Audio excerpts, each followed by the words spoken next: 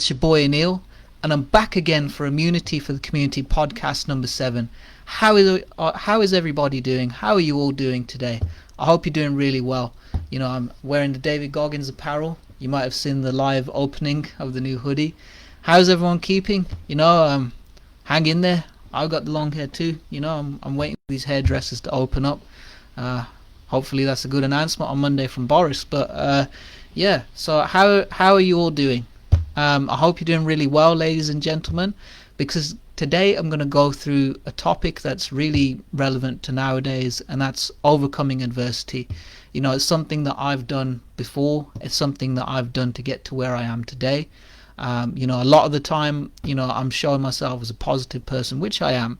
But that comes from overcoming difficulties, and that comes from pushing past the pain and then deciding to let go. So I'm going to talk you through the mindset of how I've become an overcomer and what kind of techniques you can use to move on from your difficulties as you go along. So, you know, let's talk about adversity. So, you know, I started out 305 pounds on my weight loss journey, and I know a lot of people still to this day are shocked by that. They're like, whoa, how did you start out at 305? You know, we all start somewhere. So, you know, the way I got to it was I made a plan. I sat with my personal trainer. You know, I wrote down exactly what I was going to eat. I was going to have 3 square meals, 3 snacks, which were healthy, and then I was going to follow this plan and train about 2 times a week. So that was how I was going to do it. You know, I started making myself walk places instead of just getting picked up and dropped off by my parents. There's small things that I did to try and break out of my current state to where I wanted to go. You know, I role modeled a lot of people to get in shape. You know, the first person I role modeled to get into shape was DMX. You know, I saw his physique. I was like, oh, this guy's very strong. He's in shape. You know, he's a strong-minded man. So I put up a picture of DMX. And every time I would work out, I'd work out with Rough Riders Anthem. You know, I'd work out to a lot of that. And I would get pumped up and, you know, really, you know, happy and strong and just feel great listening to that song and get in an amazing state. And as every single week went by, I went closer and closer to that picture of I want to get cut up, I want to get muscular just like that. You know, I'm not by any means perfect, but yeah, I've got there. You know, I can definitely say I got there, and that's through trial and error, and that's through constantly, you know, revising my ideas, constantly revisiting, saying, okay, how can I do differently? What did I do last week that went really well? What did I do that didn't go so well? But not beat yourself up about the mistake. You know, everybody, you may slip up, you may accidentally have one treat, you may accidentally have a piece of chocolate. It's not the end of the world. Write it off, start again tomorrow, and don't count, because the way that you've got to look at it is you're changing identity as well. Not only are you changing in terms of physical weight loss, you're changing in your identity, and you've got to constantly meditate and prime into that ideal body that you want. Now, that's something that I didn't realize back then, but that's something that I know for sure will help you on your journey. You know, that's why I did the podcast on meditation last week and inner work, because if you visualize yourself looking as in shape as that person that you want, that you look up to, you're role modeling, could be Dwayne Johnson, could be Vin Diesel, could be anybody, you know, it could literally be anybody that you want to get in shape as. If you visualize in your mind's eye the picture of you being that in shape, you are running towards that every single week. You're going towards that every single week. You're making it real in your visualization as if it's already happening. And as you're making that identity, you're going into it. You know, that's how I've come up with Channel Your Inner Rocky. You know, that was born out of literally one weekend getting ready for a driving test, and I decided to watch the whole Rocky franchise to get myself pumped up. I didn't pass that week, but I passed eventually. But the identity Inner Rocky was born because I looked at it like I'm the inner Rocky. You know, like the way I was training. I was in the gym 3 times a week. I was hitting the weights hard. You know, I was doing everything, you know. And so for that, that's how I got to that identity. That is how the catchphrase for Immunity for the Community has started. Channel the Inner Rocky. So, you know, that's one way that, you know, I can say that I overcame adversity. But there is a lot of pain that comes along with that too. And the one thing that we sometimes forget is that there's residual pain.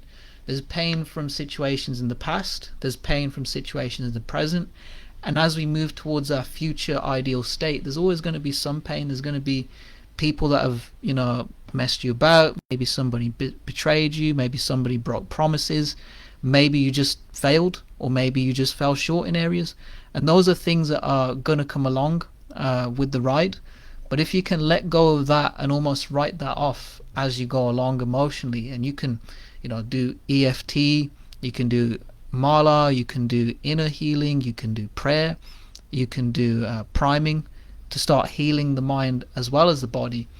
And that allows you to move to the next phase of your life, because ultimately I can't be Mr. Immunity for the community still with those wounds from then, but I can still show everybody, I can show you all the roadmap of how to get to your ideal body. That's something that I will do, coaching one-to-one with you guys. I'll be there to support you on your Clean 9 programs, Fit 15 programs, and we'll fit it around your schedule as you're at home.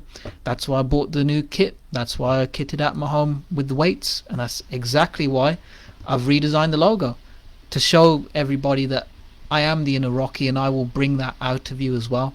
I can help you go from where you are to that hero that's living inside of you, because we all have a hero that's inside of us just waiting to come out.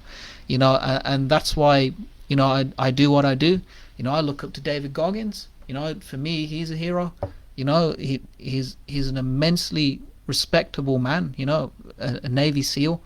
And ultimately, everybody, that's how we overcome adversity. It's not an event, it's a process. And I think sometimes it's best to just split the weight loss into different stages.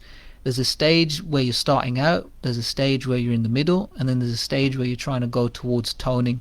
And I think as long as you slowly visualize each step and you get better and better week by week, that's how you can measure the progress. I'm not going to sit here and say I went from 305 to my size now in a matter of a year. That wasn't realistic. But in 3 years, yeah, it is realistic. So those are techniques that I've used to overcome adversity, and it kind of applies to this situation as well, for everybody, because we're all in it. We're all in lockdown. We're all pretty much wanting to go and socialize with people. And the thing I would recommend is start visualizing yourself being amongst your friends. Start visualizing yourself going out with your friends. Start visualizing yourself going out to restaurants. Start visualizing yourself being able to go to cinemas, hotels, holidays. I would visualize all of that so that you can overcome all of that stress that we're all feeling right now. And this is relevant to this situation. A lot of us have reached that point where we would want to be out. I'm going to go on a walk today. I've already gone on a run. I went on a run in the Goggins hoodie, and I ran around the block for about 20 minutes. So everything will work out in the end. Trust me, guys, everything can always work out in the end.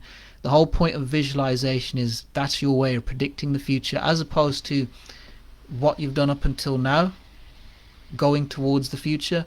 You are actually predicting the future by changing yourself, changing your habits, changing your feelings, changing your behaviors to rewire yourself into the amazing person that you want to be. I wouldn't be channeling the inner Rocky if I didn't do meditation, if I didn't work out, if I didn't eat right, if I didn't constantly rewire my identity, if I didn't check myself, if I didn't check the people around me, if I didn't make sure my circle was full of positive people and role models.